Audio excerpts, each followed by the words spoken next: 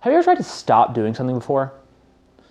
You look at your life, you look at your habits, and you realize you've got some things in your life that aren't helpful. They're hurting you. They're hurting the people that you love. Maybe it's a diet that's not good. Maybe it's your Netflix consumption. Maybe it's the amount of time you spend on social media, or maybe it's a sin problem that you've got. And you look and you think, I'm going to stop that thing. I'm not going to do it anymore. And you hit it with great gusto for a day, maybe 2 days, but by the end of the week, you're right back in it again. And it seems like you can never get any traction no matter how hard you try. You know, as Christians, this can lead us to despair. It can lead us to believe that these are just personality defects that we'll never get past. That we can begin to think that we'll always be stuck with this particular sin problem. But the Word of God does not hang us out to dry. God is not just going to leave us in our sin to wallow and to suffer and to repeat the same things again. His Word gives us the tools to get past this. So today I want to talk to you about breaking the cycle of sin.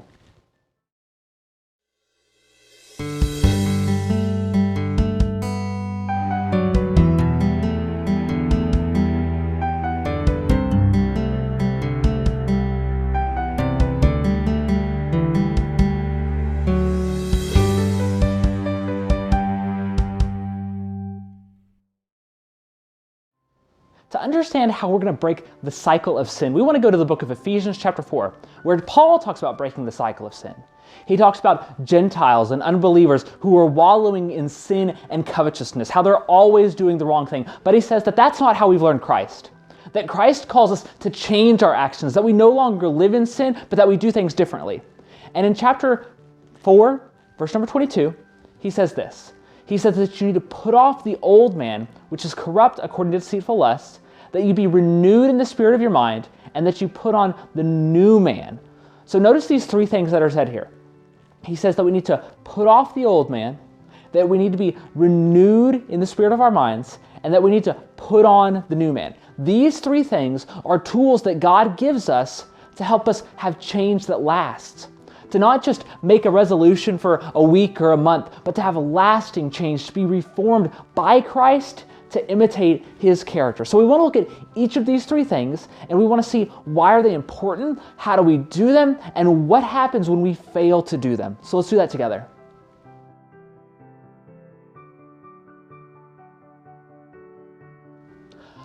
So for the first thing on that list that we talked about in Ephesians chapter 4, we want to look at putting off the old man. So what does it mean to put off the old man, and what is Christ calling us to do in that? Well, if we think about why we come to Jesus, a lot of us come because of the brokenness of sin. Because we've done things that we regret, we've done things that are painful, and we've had to suffer the consequences of those. And we realize doing this isn't going to work. This is going to kill me, this is going to bring ruin in my life, and in the ruin of lives of the people that I love. So putting off the old man simply means we renounce our right, our so-called right, to view ourselves as king and queen of our lives, and we place our faith and trust in Jesus and say, you get to make the decisions, so I'm going to stop doing the things you tell me that I can't be doing. Okay, so that's what it means to put off the old man. It means the conduct that we had before Jesus, we stop doing the things that are outside of the will of God. So if we think about an example here, perhaps we're being cruel to our spouse with our words. Perhaps we're abusing alcohol, or perhaps we're taking in pornographic content. To put off the old man means we're going to stop doing those things. We're going to stop saying things that are mean to our spouse. We're going to stop abusing alcohol, and we're going to stop looking at pornography. That's what it means to put off the old man. And why is this necessary? Okay, let's stop and think about this for a second, because this seems like the obvious thing as we're talking about change that lasts and change that sticks. If we think about the other things, a lot of people will want to just fix their mindset and they'll be happy-go-lucky and they'll try to surround themselves with good things, but they'll never stop sinning. As Christians, we must make a concerted effort to stop doing sinful things. We have to look into ourselves, we have to look to the will of God, we have to discern what He's calling us to do, and whenever there's things that God says, don't do those things, you have to stop doing those things.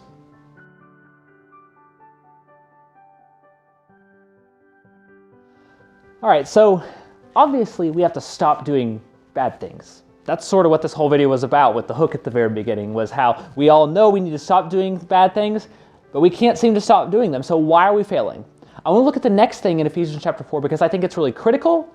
I think it's really often overlooked, and I think in a lot of ways it can be a key to help us understand why we're failing and what we need to do differently to succeed as we think about how to break the cycle of sin. Okay, so what does it say? It says that we need to be renewed in the spirit of our minds. So part of breaking the cycle of sin, part of change that lasts, means that we change our minds about a particular set of facts or a particular set of ideas. Why is that so important? It's because our actions follow our thoughts. Let's catch that one again.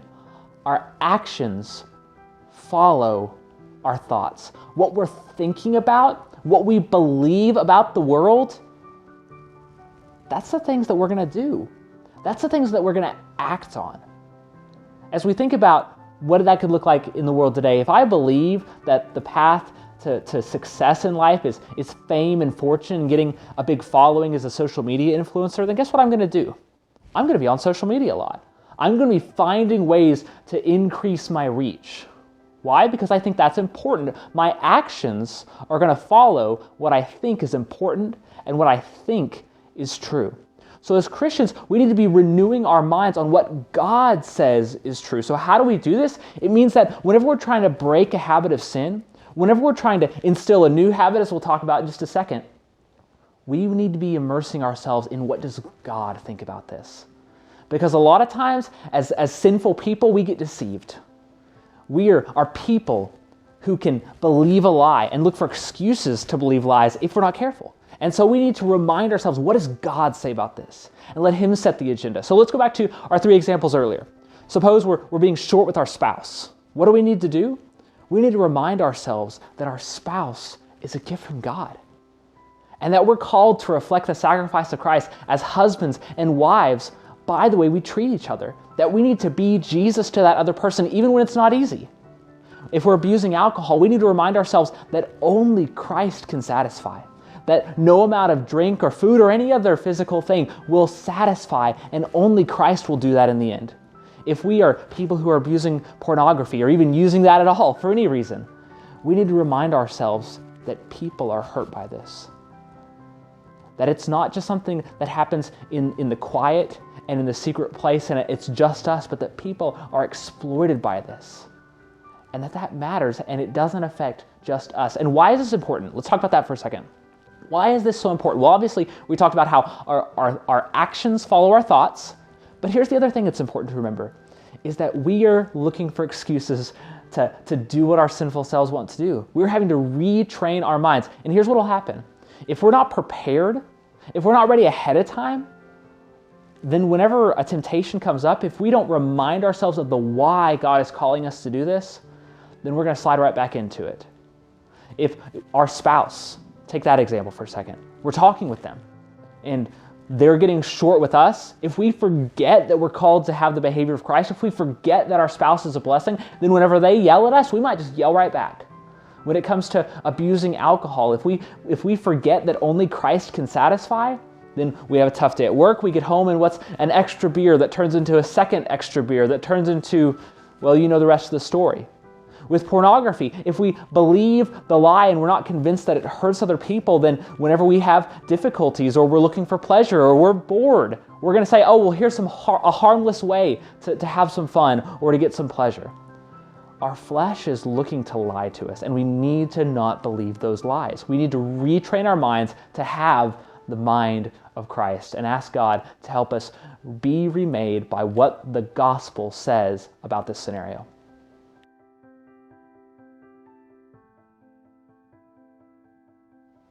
Okay, so we've seen that we need to stop doing bad things and that we need to reset ourselves to God's perspective.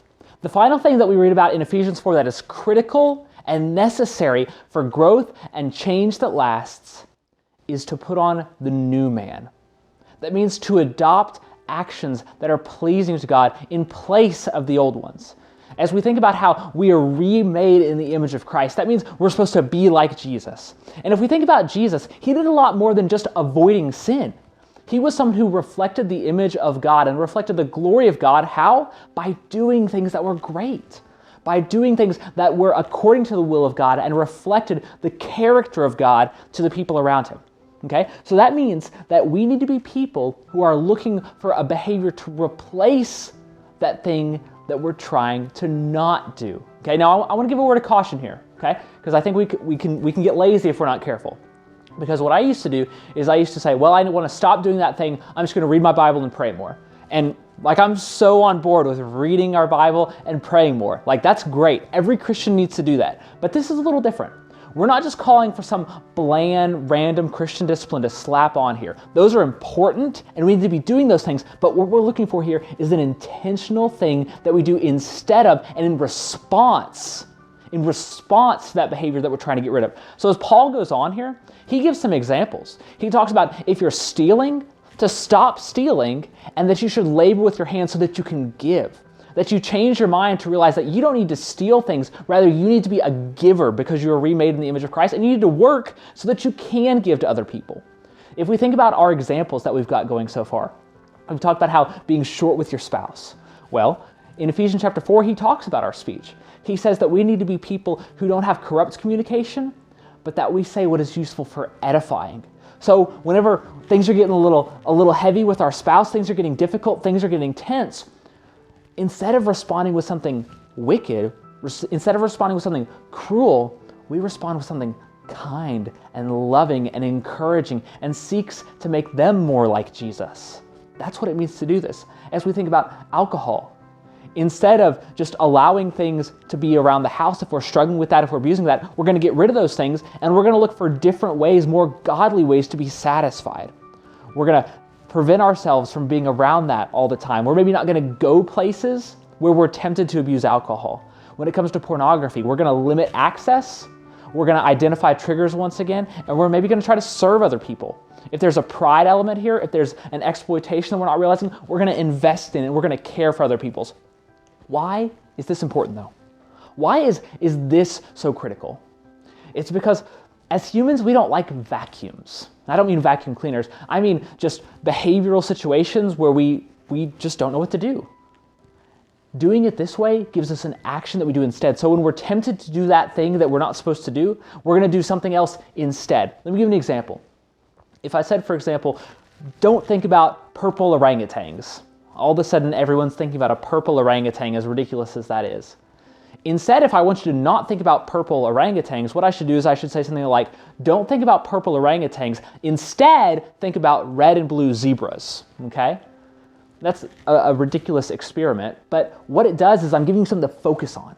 And if we can give you something to focus on and to fix your mind on and to focus in on, and with laser sharp awareness and intent, that's going to keep us from sinning. Because then we're not distracted. And the thought of our mind is, how can we do good, not just how can we not do bad? Thanks so much for checking out this video today from the Mended Collective. We believe with all our hearts, with all our minds, with everything we have, that Christ can bring healing.